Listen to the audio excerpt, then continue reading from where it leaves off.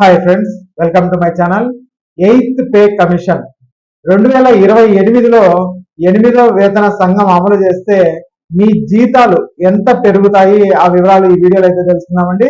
మీరు ఇంతవరకు నా ఛానల్ సబ్స్క్రైబ్ చేసుకోకుండా ఉంటే దయచేసి సబ్స్క్రైబ్ చేసుకోండి. అలాగే ఈ వీడియోకి ఒక్క లైక్ ఇచ్చి షేర్ చేసుకోండి. కేంద్ర ప్రభుత్వ ఉద్యోగులకు సంబంధించి కీలక అంశం ఇప్పుడు చర్చల్లో అయితే ఉంది. అదే 8వ వేతన సంఘం అమలు. 7వ వేతన సంఘం పదవీ కాలం 2025 డిసెంబర్ 31తో ముగియనుందండి. దీంతో తదుపరి వేతన సంఘం ఎప్పుడు అమల్లోకి వస్తుంది, జీతాలు ఎంత వరకు పెరుగుతాయి, ఇక బకాయిలు ఎంత వస్తాయి అనే అంశాలపై ఉద్యోగుల్లో ఆసక్తి అయితే పెరుగుతుంది. ప్రభుత్వం ఇప్పటికే 8వ వేతన సంఘాన్ని నోటిఫై అయితే చేసిందండి.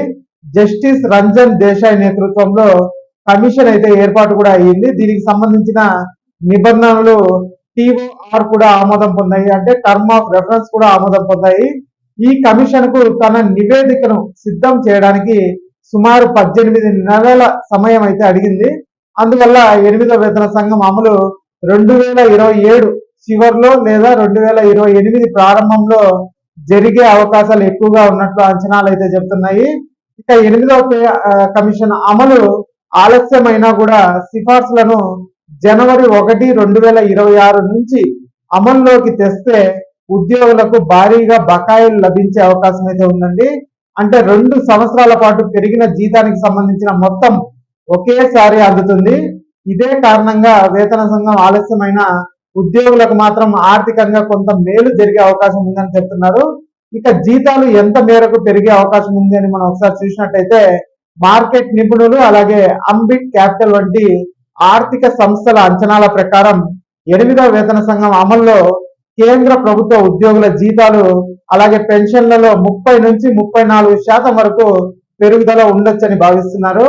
ఈ పెంపు ప్రధానంగా ఫిట్మెంట్ ఫ్యాక్టర్ పైన ఆధారపడి ఉంటుంది. ప్రస్తుతం చర్చల్లో ఉన్న ఫిట్మెంట్ ఫ్యాక్టర్ 1.83 నుంచి 2.46 మధ్య ఉండవచ్చు అనేసి అంచనాలు అయితే ఉన్నాయి. అయితే ఎక్కువగా 2.28 ఫిట్మెంట్ ఫ్యాక్టర్ ను ఆధారంగా తీసుకుంటున్నారు. సాధారణంగా కొత్త వేతన నిర్మాణం అమలుకు ముందు ప్రస్తుత డిఏను ప్రాథమిక వేతనంలో విలీనం చేయడం అయితే జరుగుతుంది.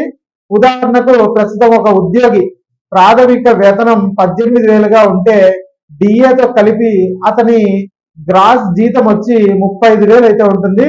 ఇందులో 34% పెరుగుదల జరిగితే కొత్త జీతం సుమారు 46,900కి అయితే చేరుతుందండి. అంటే 35,000 ఉన్న జీతం 46,900కి అయితే చేరుతుంది. అంటే నెలకు దాదాపు 11,900 రూపాయలు అదనంగా అయితే ఆదాయం పెరుగుతుందని చెప్పుకోవచ్చు.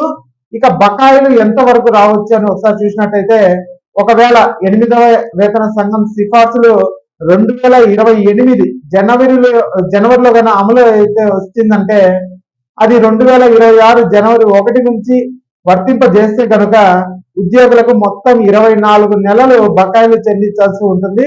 అంటే నెలవారీ జీత పెరుగుదల సుమారు 11,900 అనుకుంటే బకాయిలు కాల వ్యవధి 24 నెలలు కన్నా మనం అనుకున్నట్లయితే మొత్తం బకాయిలు దాదాపు 2.85 లక్షల రూపాయలు. అంటే బేసిక్ శాలరీ ఉన్న ఉద్యోగికి దాదాపు 2,80,000 నుంచి 3 లక్షల వరకు బకాయిలు రావచ్చు అనేసి మనకైతే చెప్తున్నారు. ఇక వేతన స్థాయి ఎక్కువగా ఉన్న వారికి ఈ మొత్తం మరింత ఎక్కువగా ఉండే అవకాశం అయితే ఉంది. అంటే ఇది బేసిక్ శాలరీ వాళ్ళకే 3 లక్షల దాకా బకాయిలు వచ్చినట్టయితే ఇంకా ఆల్రెడీ ఎక్స్పీరియన్స్డ్ ఎక్కువ రోజులు పనిచేసిన వాళ్ళకి, ఎక్కువ సంవత్సరాలు పనిచేస్తున్న వారికి ఇంకా ఈ డబ్బులు అయితే మనకి ఎక్కువ వచ్చే అవకాశం అయితే ఉంది అనేసి చెప్తున్నారండి. ఇక ఈ వీడియో నచ్చినట్టయితే ఒక లైక్ చేయండి, అలాగే మన ఛానల్ సబ్స్క్రైబ్ చేసుకోండి. Thanks for watching.